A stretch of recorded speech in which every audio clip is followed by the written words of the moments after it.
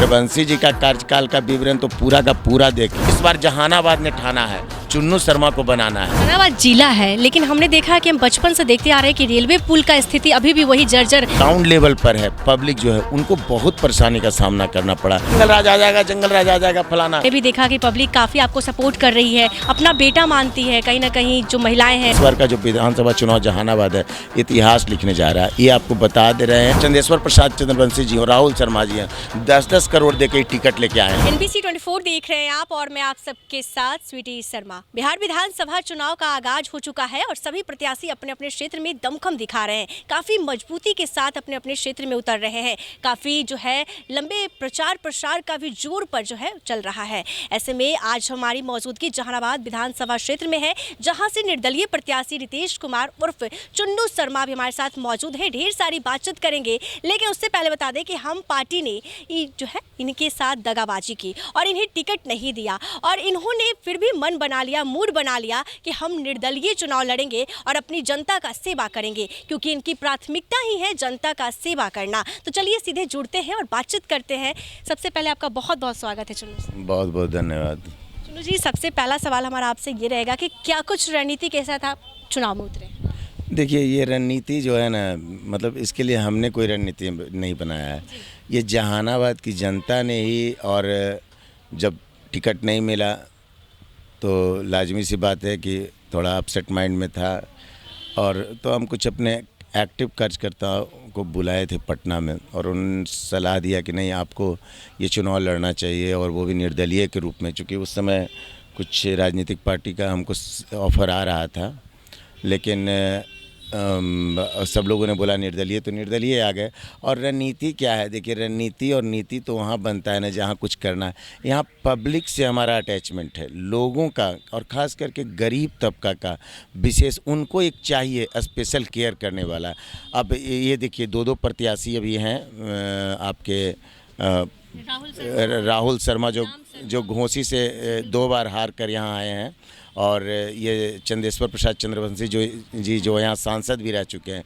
तो इन दोनों का कार्यकाल से ये लोग परिचित हैं। घोसी वाले का बगले में है, और जानबे करते हैं कि 25-25 हज़ार वोट से 2 बार जनता भगाई है। तो जनता सर्टिफिकेट देख रही है, तो उसमें देख रही है कि अरे राम, इसमें गरीबों का इनके बीच में सम्मान नहीं है।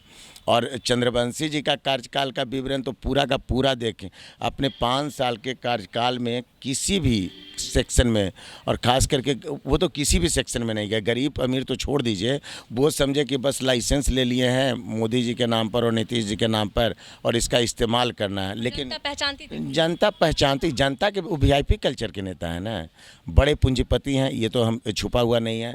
और ये उनके एक चीज़ और है, उनके कार्यकाल में एक कोरोना नाम की महामारी आई थी, पूरा विश्व अस्त व्यस्त था, और जितने भी खास करके सोशल लोग थे, सामाजिक कल्चर के लोग थे, जो समाज का सेवा करना चाहते थे, वो अपने अपने स्तर से कहीं ना कहीं समाज के लोगों तक पहुंचने का काम किया। लेकिन चंदेश्वर प्रसाद चंद्रवंशी जी सांसद रहते भर में हम समझते हैं कि 100 ग्राम अनाज भी किसी गरीब तक नहीं पहुंचाए, जबकि उनको वो चाहते तो करीब, ये देखिए वो होता है कि सबको ही अपने हिसाब से, सरकार का भी चल रहा था माहौल, राशन का बहुत बढ़िया व्यवस्था कर रही थी, इसमें कोई दो राय नहीं है। लेकिन फिर भी सरकार जो नीति बनाती है वो एक ऊपर से डेटा लेकर बना लेती है। जो ग्राउंड लेवल पर है, पब्लिक जो है, उनको बहुत परेशानी का सामना करना पड़ा। न तो ये भी कर सकते थे, सांसद के रहते ग्लोबल स्तर पर मास्क का, सैनिटाइजर का, साबुन का, ये सब बहुत जगह हम लोगों ने किया था। अपने हम नगर पालिका में थे तो उस समय हम अपने स्तर से बहुत सारा काम किए थे। लेकिन आप क्षेत्र में मेहनत भी काफ़ी दिनों से कर रहे हैं, लेकिन फिर भी पार्टी ने इस तरह से आपके साथ दगाबाजी की, कितना बुरा लगा था? ये बुरा नहीं, पार्टी का काम था वो करना, पार्टी ने वो किया, जो बुरा कहिए, दगाबाजी कहिए, लेकिन हम उनमें से नहीं है कि उसकी समीक्षा करने। हम समीक्षा नहीं करते हैं, हम आगे की ओर चल दिए कि ठीक है भैया, नहीं वो उसके लिए जगह नहीं है, ठीक है, उनको लगा कि नहीं मिला, ठीक है, चलिए आप साइड हटिए, अब आपके लिए ये चुन्नू शर्मा उपलब्ध नहीं है, वो हम पब्लिक के लिए। अब हमने मन बना लिया है कि हम जनता का सेवा करें। किसी राजनीतिक पार्टी का आप जो है हम राजनीति नहीं करेंगे। हम जो उसमें एक चीज़ और होता है, अपने मन की नहीं कर सकते हैं। वो एक लिमिटेड एडिशन का एजेंडा बांध के दे देंगे कि इसी पे आपको वर्कआउट करना है। तो हम नहीं, हम अब पब्लिक का ओपिनियन लेंगे और लेते हैं। पब्लिक का कि नहीं ये इस तरह का आम की राजनीति कीजिए तो हम आम बेचने लग जाएंगे, इमली के कीजिए तो इमली बेचें। सब कुछ जनता के लिए न्यूज़ चारों तरफ सभी सेगमेंट के जो भी सारे लोगों के साथ हम कांटेक्ट। और ये जो इस बार का जो विधानसभा चुनाव जहानाबाद है, इतिहास लिखने जा रहा है, ये आपको बता दे रहे हैं। लेकिन इस बार कड़ी टक्कर होने वाला है। कड़ी टक्कर से राम शर्मा, राहुल शर्मा, एक तरफ चुन्नू शर्मा, समझ रहे हैं ना। ये सब चीज़ का हम ये नहीं देख रहे हैं कि कौन मेरे साथ compete कर रहा। मतलब वो सुनते हैं ना कि अर्जुन को बोला गया कि क्या दिखाई दे रहा है, जबकि 4-5 और लोग थे, उनके गुरुजी पूछ रहे थे कि चिड़िया का क्या दिखाई दे रहा है। तो सब लोग अपने अपने, हमको आँख दिखाई दे रहा है, हमको जीत दिखाई दे रहा है, हमको कौन शर्मा लड़ रहे हैं, कौन चंद्रवंशी लड़ रहे हैं, इससे मैटर ये सब हम ध्यान ही नहीं देते हैं। और पब्लिक का बहुत समर्थन मिल रहा है। अच्छा ये बताइए कि काफ़ी ज़्यादा हमने भी देखा कि पब्लिक काफ़ी आपको सपोर्ट कर रही है, अपना बेटा मानती है, कहीं ना कहीं जो महिलाएं हैं काफ़ी आपका सोशल मीडिया पे भी देखने को मिलता है। कैसे आपने ये सब संभव कर पाया कि जनता आप पर इतना विश्वास कर रही है, इतना समर्थन मिल रहा है? देखिए, ये नकली चीज़ नहीं हो सकता। आप नकली काम, हम समझते हैं कुदरत ने कुछ न कुछ प्राकृतिक रूप से इस तरह का कल्चर हमारे अंदर दिया है। सबका सम्मान करते हैं, सबको। हमने जब जहानाबाद में मिलिट्री के खास करके विधानसभा चुनाव को लेकर जब रुचि दिखाए, तो सबसे पहले हमने सम्मान समारोह कार्यक्रम किया। हम मैसेज देने का काम कर रहे थे कि हमारे बड़े बुजुर्गों ने भी सिखाया है, समझाया है कि सम्मान देकर ही सम्मान पाया जा सकता है। तो सम्मान, और ये लोग नकली सम्मान देते हैं। ये VIP कल्चर के नेता हैं, चंदेश्वर प्रसाद चंद्रवंशी जी हो या राहुल शर्मा। अब ये वोट लेके भाग जाएंगे, 5 साल जनता खोजते रहेगी। हम जहाँ जाते हैं पूछते हैं कि यहाँ पर ये लोग सांसद रहते, कभी आए थे क्या? राहुल शर्मा के पिताजी रहे थे।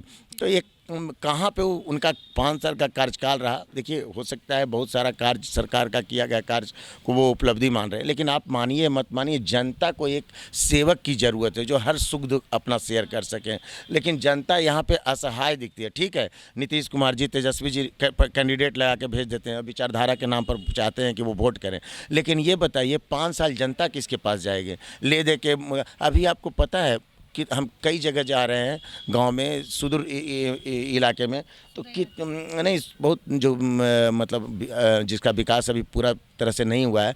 सड़क भी दिखाई दिया है कि सड़क है, नाली भी हो सकता है, लेकिन मकान अभी भी मिट्टी का। हाल में एक महिला जो है, वो महिला मिट्टी का दीवार गिर जाने से, गाँव का नाम हम भूल रहे हैं, वो कहाँ, कोदई गोरैया, वो दब के मर गई। क्या भाई, मकान आवास योजना क्या है फैसिलिटी? जबकि जहानाबाद जिला है, लेकिन हमने देखा है कि हम बचपन से देखते आ रहे हैं कि रेलवे पुल का स्थिति अभी भी वही जर्जर, बेबसी, लाचारी में पूरा जहानाबाद जूझ रहा है। इसके लिए कोई काम नहीं किया है। ये जब इलेक्शन आता है तो टेंडर में चला जाता है सारे योजना। अभी कितने ग्रामीण से मिलते हैं, हाँ टेंडर हो गई है, अरे उस सब टेंडर, कुछ टेंडर जो काम हुआ सो हुआ, इनके पास फंड कहाँ रहेगा? ये तो सेंट्रल का सहयोग है, जिस तरह से बंदरबाट की हैं, इनके पास फंड कहाँ है? कितना आने वाला 1-1.5 साल बिहार में सुखाड़ रहने वाला। हम तो समझते हैं सिस्टम को, पब्लिक नहीं समझती। कहती है कि टेंडर हो गई है हमारे रोडवा के। टेंडर हो कहाँ गलो है? वो सब जो होलो सब फिर रहा है 2-3 साल। इलेक्शन है तो तब निपा पोती होगा और उसी पर आपको काम करना है। बताइए कि अगर आप जीतते हैं, जीत कर आते हैं, तो अगले 5 साल तक क्या कुछ कार्य करेंगे? देखिए, सबसे चीज़ें ये सब नाली गली जो है, ये इम्पॉर्टेंट चीज़ है। इसको एक बेहतर सुंदर, खास करके जहानाबाद टाउन की अगर बात करेंगे तो टाउन का मेरा जो खास करके कॉमर्शियल कहने का मतलब जहानाबाद टाउन पूरा कॉमर्शियल में आएगा। लेकिन खास करके आप फिदा हुसैन रोड की बात करें या फिर ये शिवाजी पथ का 1-2 रोड, बाकी ऐसे बहुत सारे, सब्जी मंडी वाला रोड है, ये सब आकर्षण का जहानाबाद का केंद्र रहता है। अब शॉपिंग करने आप जाइएगा, हम कुछ दिन पहले 2 दिन पानी पड़ गया, तो पानी तो सब पैजामा कुर्ता जो है, अच्छा आप इस तरह के ड्रेस में जाइएगा तो आपका ड्रेस ख़राब हो जाएगा। आप जाके देख लीजिए, अभी भी शायद उसी तरह का स्थिति है। तो हम शॉपिंग करने जाएंगे फ्रेश माइंड से। वहाँ पर क्या होता है कि नहीं, हमको कपड़ा लेना है तो हम चेंज करेंगे, चेंज रूम में जाएंगे। तो इस तरह का कर कि दुकानदार भी नहीं एंटरटेन कर रहा है। तो ये एक माहौल, देखिए जब जाते हैं हम लोग दुकान में, तो दुकानदार का प्रयास होता है कि इनसे ज़्यादा से ज़्यादा सामान का खरीदारी करवाएं, कि ज़्यादा से ज़्यादा हमारा बिक्री हो। और कस्टमर चाहते हैं कि कम पैसा में हम इनका मतलब टिकाऊ सामान और बेहतरीन सामान लें। लेकिन मन तो जैसे ही सड़क पे कदम रखे तो वहाँ पे अब फिदा हुसैन रोड का बहुत अच्छा चौड़ाई है, हम देखे हैं, अब बहुत अच्छा लगता है, लेकिन फिर भी उतना चौड़ा होने के बाद भी आप गाड़ी लेके चले जाइए, आपको जाम लगना ही लगना है। क्या है कि रोड बना ही नहीं हुआ है, जहानाबाद बदला ही नहीं है। बदलने का प्रयास नहीं किया गया है। अब देखिए, ये सौंदर्यीकरण की बात को लेकर कह रहे थे, मेरा मानना है कि जहानाबाद ठीक है, हमारा जो भी भौगोलिक क्षेत्र जो रहा है, लेकिन छोटा छोटा प्रयास करके हम यहाँ इसको और आकर्षक बना सकते हैं। एक बोटिंग की व्यवस्था हम कर सकते थे, 2-4-5 कट्ठा कहीं भी सरकारी ज़मीन को तालाब खनवा कर उसमें बोटिंग की व्यवस्था। हमने एक नगर पालिका मखदूमपुर में थे, तो मखदूमपुर में हम करवाए थे बोटिंग सिस्टम। तो यहाँ के डीएमएसपी अभी नहीं, वो पहले थे, और वो लोग अपने फैमिली को ले जाकर उसमें संडे को देखते थे कि एंजॉय करते थे, कुरकुरे बच्चा वगैरह सब। तो उस तरह का एक सुविधा, इसके लिए कोई बड़ा फंड की ज़रूरत नहीं है, ये बेसिक चीज़ है जो आपको करना होगा और इसको करना आना चाहिए। ये जो एमएलए समझते हैं कि नहीं आ गए, हमको लाइसेंस मिल गया, अब हमको तो पार्टी के नाम पर टिका, ये देखिए ना, पैसा वाला कल्चर हावी है। अब चंदेश्वर प्रसाद चंद्रवंशी जी हो, राहुल शर्मा जी हैं, 10-10 करोड़ दे के टिकट लेके आए हैं, तो 10 करोड़ टिकट ही 10 करोड़ निकालेंगे ना जी।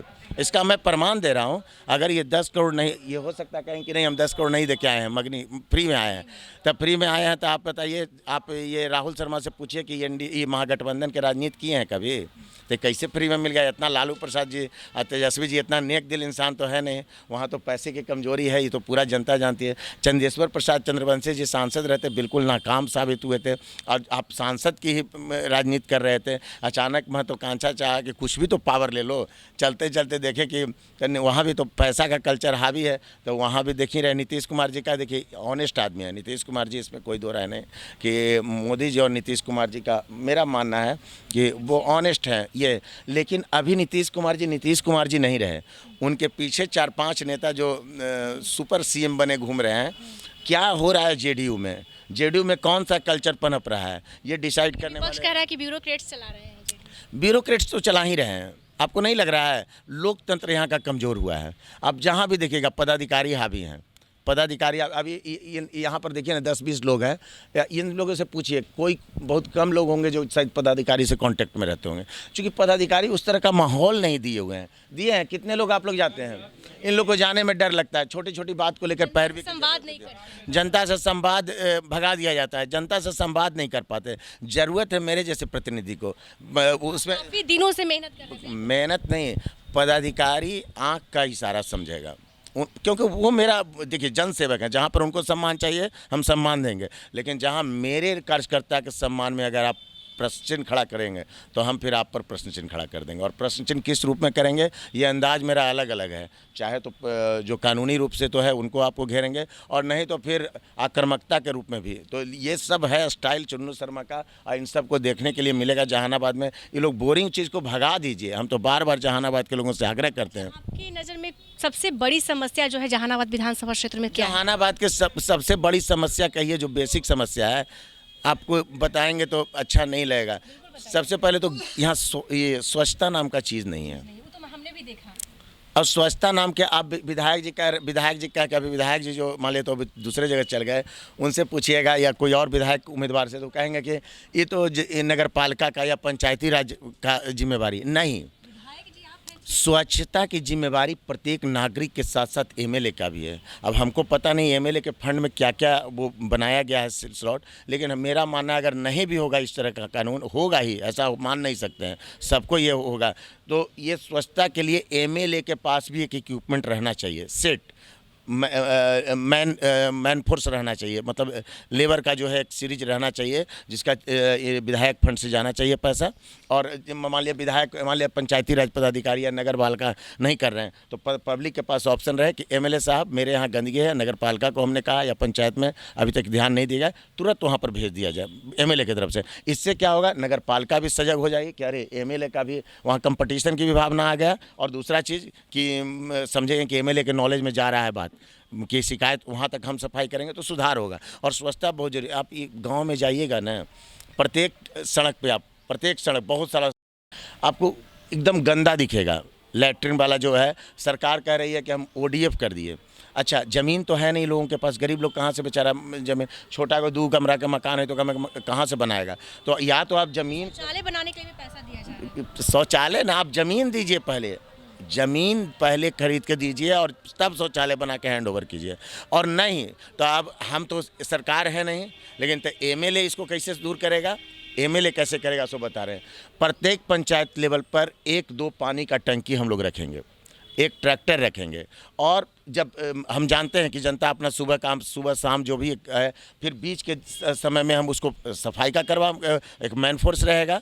ठीक है, आपने गंदगी किया, बगल में तो खेत उपलब्धि है, हमने उसको क्लीन करेंगे, बार बार क्लीन करेंगे। जनता भी अवेयर होगी कि नहीं, विधायक जी को बार बार सफाई करने का, विधायक जी कई बार जाके देखे, वहाँ पर सामने खड़ा होकर देखे, तो जनता भी थोड़ा जागरूकता आएगी। ये सब चीज़ नहीं है, गंदगी नाम का चीज़। क्या विकास कीजिएगा? ये क्या बड़े बड़े वादे करते हैं कि हॉस्पिटल और वगैरह, हॉस्पिटल में कि हर घर नौकरी देंगे। ये सब पागल है। ये देखिए, ये लोग बिहार के लोगों को बेवकूफ़ समझते हैं, इतना तो आपको समझ में आ रहा है। हम बिहार के पब्लिक अभी इस बात से पूरी तरह सहमत नहीं है। हमको लगता है कि नहीं फलाना अच्छा है, फलाना नेता अच्छा है। अब सोचिए ना, हर घर में आप नौकरी दे रहे हैं। ये सोचने से, बोलने से पहले कम से कम आप किसी भी रूप में बोल रहे हो। हम ये नहीं करेंगे वो बाद में यही चिकनी चुपड़ी बात करेंगे कि हम प्राइवेट सेक्शन में हम रोज़गार क्रिएट कर देंगे। लेकिन रोज़गार अचानक से बूम कैसे, इतना बड़े लेवल पर आप कैसे कर दीजिएगा? यानी आप जादू की छड़ी रखे हुए हैं क्या? हम लोग भी जानते हैं, हम भी छोटे स्तर पर थोड़ा थोड़ा नौकरी हम भी क्रिएट कर लेते हैं। लेकिन ये कोई इसके लिए माइंड, और ये आरजेडी के पास माइंडसेट नहीं हो सकता है। माफ़ी चाहते हैं, बोल देना पड़ेगा। तेजस्वी जी को बोलने दीजिए। तेजस्वी जी के पास एक फॉलोअर हैं, हम मानते हैं, और उनकी बातों को आंख बंद कर विश्वास करते हैं। लेकिन सच वो नहीं हो सकता है। अगर आपके पास मान लिया इतने लोग हमारी बात को आंख बंद करके विश्वास कर रहे हैं, तो ये नहीं कि हम जो सब बोल रहे हैं वो सच्चाई है। ये बात मानना पड़ेगा कि आज 70-75 वर्ष से संघर्ष हम लोग कर रहे हैं। लेकिन वो आप 5 साल में कर दीजिएगा कि घर घर में नौकरी दे दीजिएगा। ये कोई आप इनके, ये तो छोड़िए, ये गरीबी जाने कहाँ, गरीबी तो इनके पिताजी ने जाना, और वो भी आकर जब पूरी तरह फेल हो गए हैं तो ये नहीं मान सकते। नौकरी की बात इनको शोभा नहीं देता है वो। और नीतीश जी के पार्टी को ले लीजिए, जंगल राज आ जाएगा, इससे बाहर निकल ही नहीं। कुछ लग रहा है कि जहानाबाद विधानसभा में नया हो रहा है, ऐसा कुछ महसूस हो रहा है क्या? चुनाव में वही बोरिंग सा जंगल राज आ जाएगा, जंगल राज आ जाएगा फलाना। और ये जंगल राज क्यों आएगा? अरे ये पब्लिक ने मन बनाया है। कि मोकामा में जिस तरह से बड़ी वारदात को अंजाम दिया गया, इसे कैसे आप देख रहे हैं? तो हम तो कह ही रहे हैं कि देखिए ना, इस तरह का जो कल्चर है, ये आरजेडी और जेडीयू दोनों का कल्चर है। आप आरजेडी की बात करें तो वही अनंत बाबू पिछली बार आरजेडी के टिकट से लड़े थे। ये सब गोरख धंधा बना लिए हैं राजनीति को। अब पब्लिक को, जब पब्लिक के सेंटिमेंट को भड़काएंगे कि वो देखिए, तो कल तक तो आपके पास तो बैठे हुए थे, बहुत प्यारे थे। कल तक हम अनंत बाबू का इंटरव्यू सुने थे कि राहुल गांधी का भी बड़ा बड़ा जनसभा किए और एकदम एनडीए को उखाड़ फेंकना है, और आज नीतीश जी के गोदी में आ गए। तो पावर तो आपने, उस तरह के कल्चर को आपने पावर दिया है, ये दोनों संरक्षण दिए हैं, तो ये अब बोलने लायक हैं।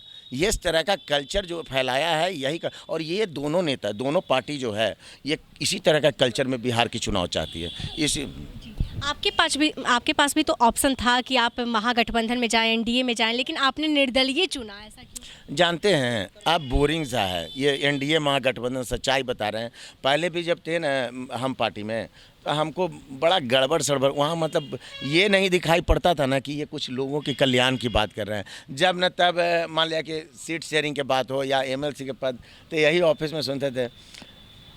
हमारे नेता भी उस समय जो थे, जीतन राम मांझी साहब, नहीं हम तो बोल दिए कि आप छोटा वाला बेटा को सेट कर दीजिए उनको। मैंने वहाँ लड़ाई इसी चीज़ का है, कैसे बेटा पोतो सब सेट हो जाए। मांझी के भी तो ये पब्लिक खाली देखिए, ये सब ड्रामा होता है। हम एकदम नज़दीक से देखें, पार्टी में घुटन महसूस होगा। वहाँ खाली बातें होंगी कि खाली पब्लिक हमसे ज़्यादा प्रभावित हो, लेकिन काम वहाँ कुछ और होता है। कैसे ज़्यादा से ज़्यादा माल का बंडल आ जाए। ये बड़ा पोल खोल रहे हैं, ये पार्टी का बड़ा पोल। सेक्रेटरी जो है कैसे बदल दिया जाए। 2-4 बार सेक्रेटरी कड़े आ गए, अब जाके गिर गए बड़े नेता के चरण में। बड़ी दिलचस्पी, ये यही सब है, ये सच्चाई है, इससे आप अलग नहीं है। और जनता का के बारे में कोई भी बढ़िया सोच नहीं है। वो बोलने के लिए, नफरत फैलाने के लिए बहुत सारा एजेंडा जो है बोल देते हैं। ये करिए, आवाज 3 डिसमिल ज़मीन दीजिए, 5 डिसमिल ज़मीन मांग रहे हैं, लेकिन आज तक हमको दिखाई नहीं पड़ता है कि 5 डिसमिल ज़मीन जो है कहने के लिए 2-4 गो को दे दिया जाता है कि कहने के लिए, दिखाने के लिए। कुछ का मिला ना जी, अब अगला बार मिलेगा। ये पता नहीं इसको क्यों नहीं आप 1 साल 2 साल में ख़त्म कर देते हैं। ज़मीन आपका, पब्लिक आपका, तो देने में इतना वक्त क्यों लग जा रहा है भाई? हमको बड़ा मैंने ये सब चीज़ रहस्य वाला लगता है। देखिए ये सब जो है नकली लोग हैं। पब्लिक से हम बार बार उम्मीद कर रहे हैं, थोड़ा अपना जनसेवक को मौका दे दीजिए। वहाँ पर जाएगा तो इतना हंगामा करेगा ना कि आप लोग को खुद महसूस होगा कि नहीं आपकी ताकत बढ़ी है। आप लोग पार्टी के नाम पर खाली जो दे देते हैं तो वो लोग तो आश्वस्त है, फिर जाएंगे रामायण पोथी खोल देंगे, एगो कहेंगे विरोध करेंगे, एगो सपोर्ट करेंगे, तो वोट तो मिल ही जाना है। नहीं, इस बार जहानाबाद ने ठाना है चुन्नू शर्मा को बनाना है, और ये चुन्नू शर्मा के ये जहानाबाद के सेहत के लिए सपोर्ट भी आपको करना है। बहुत जनता है। अंतर क्या है, मेरे जनता गरीब हैं, मेरे जनता बेचारे यहाँ से हमारे लिए वर्क करके सीधे चले जाते हैं घर में, अपना आराम करते हैं। और दोनों जो जनता को भी ना चाहिए ऐसे नेता कि उनके सुख दुख में हमेशा साथ दे। वही कल्चर है मेरा, वही कल्चर। आप आपको चुन रहे हैं। वो ये उनको पता है, ये आदमी मेरे साथ बैठेगा, ये आदमी मेरे हर सुख दुख में आएगा। इस आदमी को हम कभी भी, और ये कॉल आता भी है, आपको नहीं पता है 12 बजे रात में भी हम जिस नगर पालिका में हैं वहाँ पे ये कल्चर हमने अपनाया कि आप कोई भी कष्ट हो, और यकीन नहीं मान करें माने महिलाओं को भी 12 बजे रात में फ़ोन करती कि हमारे पास ये उसको समस्या है, तो सबसे पहले चुन्नू शर्मा नाम याद आ रहा है। हम कभी कभी ऐसा भी होता है, हमको भी इरिटेट होते हैं, लेकिन फिर हम समझते हैं कि हमसे उम्मीद है तब तो ये फ़ोन कर रही हैं, और वह हम उसका समाधान करते हैं। लेकिन ये चीज़ कैसी चल रही है आपकी तैयारी? एकदम तैयारी फुल है? बहुत तैयारी बहुत ही फुल सुपर। हम जानते हैं ये 2-4 दिन पहले कह दिए कि दोनों उम्मीदवार के चुनाव के पहले भगा देंगे, और उसका अब 2-4 दिन खत्म हो गया, अब 3-4 दिन और बच रहा है। 8 दिन का समय मांगे थे, तो वो 8 दिन में अब देखिएगा ये दोनों भाग जाएंगे। अब पूछिए कि भागेंगे कैसे, तो भागने का मेरा कहने का मतलब ये है कि इनके पास समर्थक नहीं रहेगा, ले दे के 50-100 को 200 जो खर्च करता है वही रहेगा, तो कहाँ जाएंगे, उनको कहीं रिस्पॉन्स नहीं मिल रहा। कहीं ना कहीं वजह ये भी है चुन्नू जी, क्योंकि इन लोगों को जनता ने देखा है कि क्या कुछ इन्होंने काम किया है, और आप भी जिस तरह से जनता के बीच जा रहे हैं, सबकी समस्याओं को सुन रहे हैं, और आपने कहा कि महिलाओं को भी आप काफ़ी साथ देते हैं, तो कहीं ना कहीं जनता को एक बार लग रहा है कि बदलाव देख करके देखते हैं। और ऐसा थोड़ी है 5 साल के लिए कितना काम करते हैं। जहानाबाद की जनता तो इतना बार वोटिंग की है, लगातार वोटिंग करते आए हैं, और हर समय कास्ट मजहब का ही रहती है। इस बार समाज सेवा के नाम पर वोटिंग होगा, और ये वोटिंग अच्छा कहने के लिए भी नहीं रहा। मान लिया हम भी ठग निकल गए तो ये कहने के लिए नहीं रहेगा कि ना ये सब बात फजूल है, सो वही वाला पैटर्न ठीक है। कम से कम एक बार अफसोस तो नहीं, तो आजमा के ये पब्लिक ने अब, और ख़ास करके एक चीज़ और गारंटी मेरा जीत का इसलिए है कि जब जब राजनीतिक क्रांति आया है तो गरीबों के द्वारा ही लाया गया है। ये जो बड़े लोग हैं, अमीर लोग हैं, धनवान लोग हैं, वो तो कभी क्रांति किए ही नहीं। वो तो अपना एमएलए का टिकट लेके बेटा को पोता को टिकट दिलवा दिया, उसके बाद आराम में ऐसे। लेकिन गरीब हमेशा झकझोर देता है रह के, तो फिर उन लोग को मिर्ची लग जाता है, तो फिर सेटल होना पड़ता है, अनसेटल कर देता है।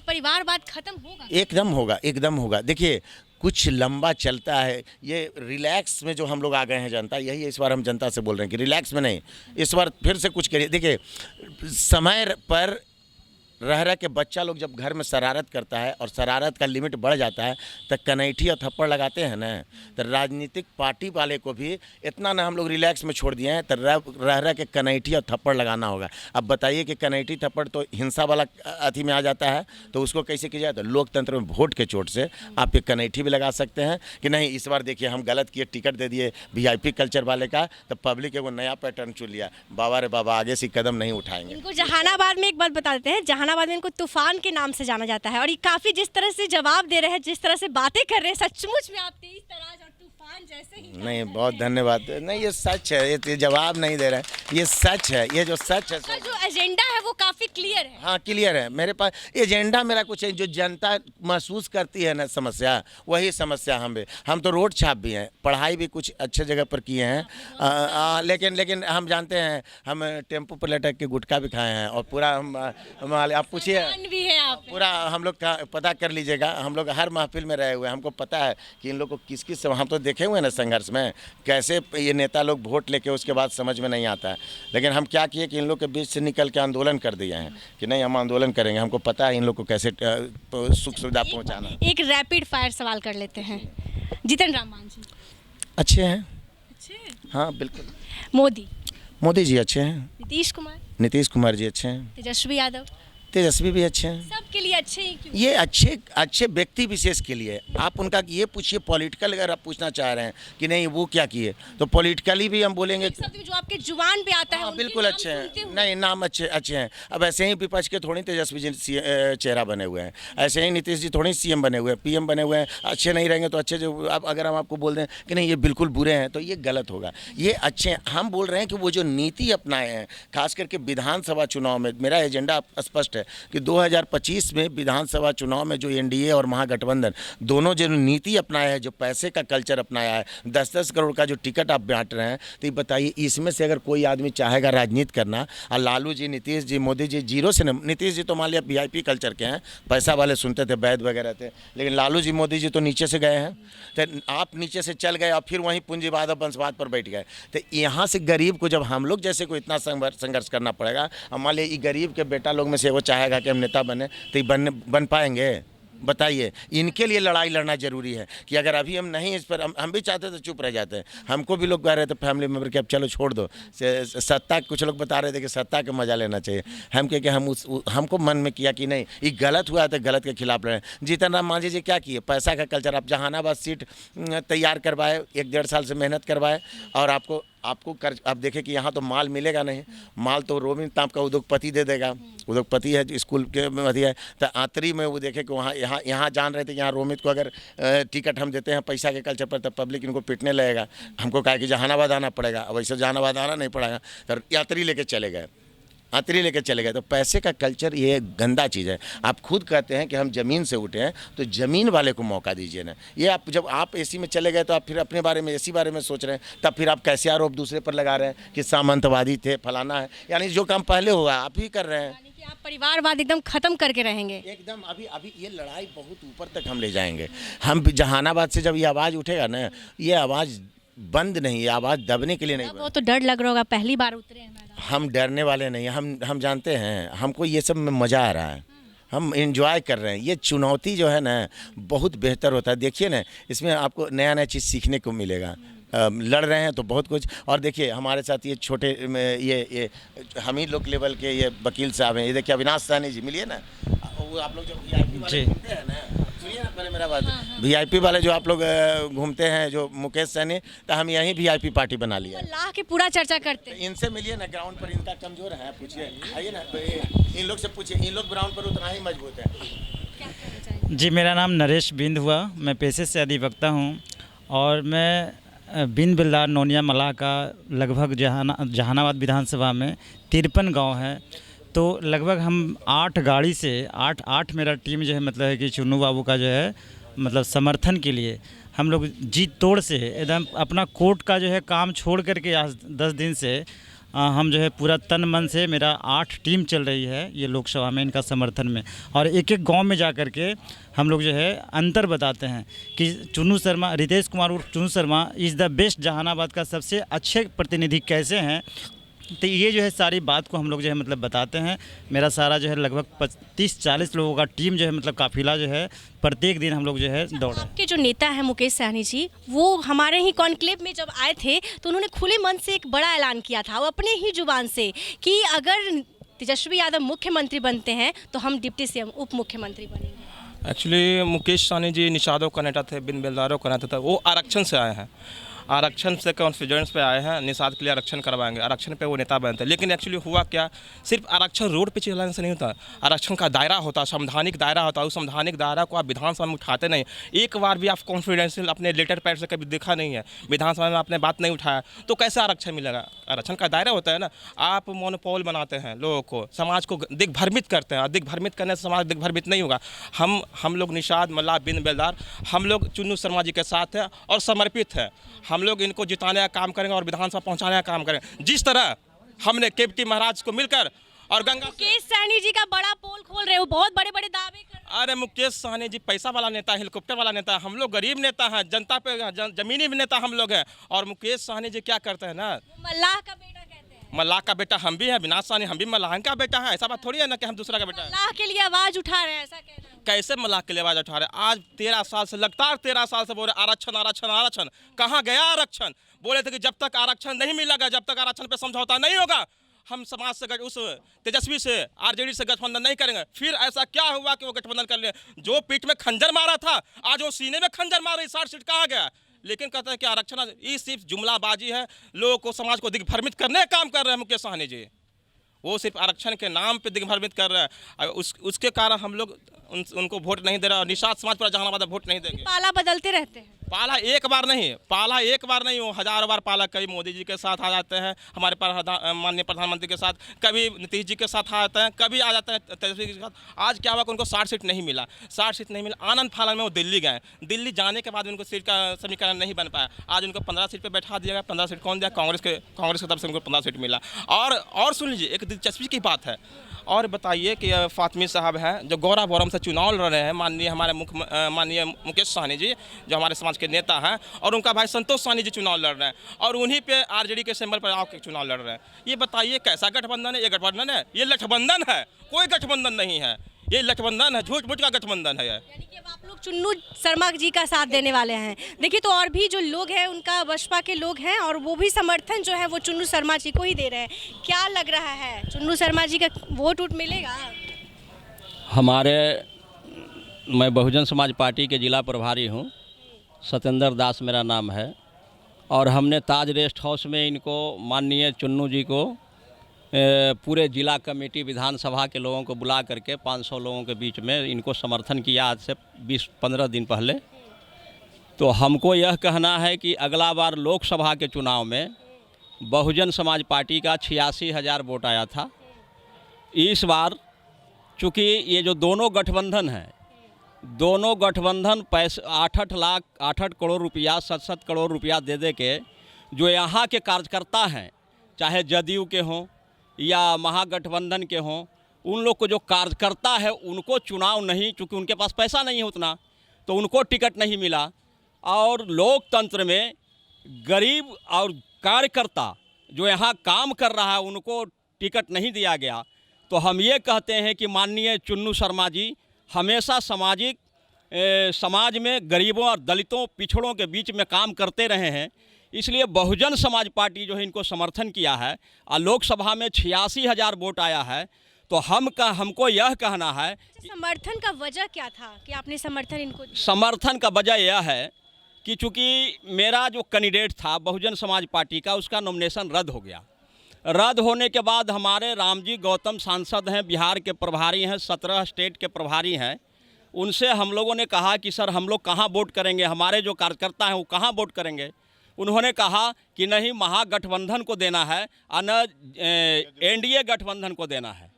चूँकि ये जो पार्टी है बड़े लोगों का, हमारा जो वोट जाएगा उसकी गिनती नहीं होगा। चूँकि ये बड़े पार्टी के लोग हैं, क्षेत्रीय पार्टी है, वैसे तो राष्ट्रीय बहुजन समाज पार्टी राष्ट्रीय पार्टी है, लेकिन ये वोट जहाँ के तहाँ दे देंगे, कुछ समझ में नहीं आएगा। इसलिए आपको निर्दलीय कैंडिडेट को सपोर्ट करना है। वो आपने ठान लिया कि हाँ, तो हमने सोचा कि चुन्नू जी बहुत सामाजिक हैं, व्यवहारिक हैं, सामाजिक काम करते रहते हैं, गरीबों के बीच में काम करते हैं, इसलिए हम लोगों ने सिलेक्ट किया कि माननीय चुन्नू शर्मा जी को हम लोग समर्थन किए हैं।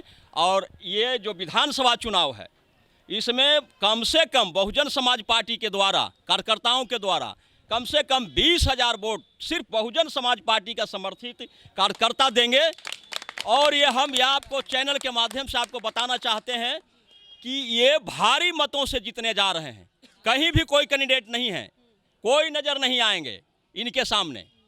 ये मेरा काफ़ी ज़्यादा जो है रितेश कुमार उर्फ चुन्नू शर्मा को समर्थन जो है वो भी मिल रहा है और यहाँ पे नारे जो हैं वो भी लगाए जा रहे हैं। और साफ तौर पर चुन्नू शर्मा जी का भी कहना है कि जहानाबाद की जनता बदलाव चाहती है और जहानाबाद की जनता चाहती है कि अब हमने सभी को देख लिया है, एक बार इन्हें मौका देगी और इन्हें जिताएगी और तब देखेगी कि अगले 5 साल में क्या कुछ ये कार्य करते हैं। क्योंकि काफ़ी जो इनका एजेंडा है वो क्लियर है और काफ़ी जो है ये गरीबों के लिए सोचते हैं, हर वक्त जो है जनता के साथ देते हैं।